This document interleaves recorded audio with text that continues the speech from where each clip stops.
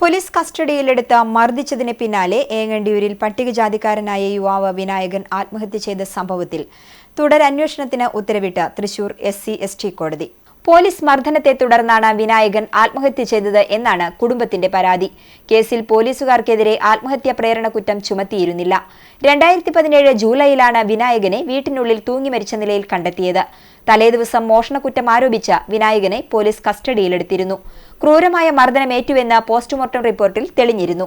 പോലീസുകാർ മർദ്ദിച്ചെന്ന് വ്യക്തമാക്കുന്ന ആദ്യ കുറ്റപത്രം ക്രൈംബ്രാഞ്ച് സമർപ്പിച്ചിരുന്നു.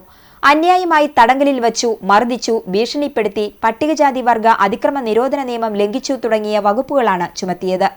പാവറട്ടി പോലീസ് സ്റ്റേഷനിലെ 2 സിവിൽ പോലീസ് ഓഫീസർമാരെ സസ്പെൻഡ് ചെയ്തിരുന്നു. എന്നാൽ പോലീസുകാർക്കെതിരെ ആത്മഹത്യാ പ്രേരണ കുറ്റം ചുമത്തിയിരുന്നില്ല. പോലീസ് സ്റ്റേഷനിൽ നിന്ന് വിട്ടയച്ചതിനെ തുടർന്ന് പിതാവിനൊപ്പം വീട്ടിലെത്തിയ വിനായകൻ തൊട്ടടുത്ത ദിവസം ആത്മഹത്യ ചെയ്യുകയായിരുന്നു.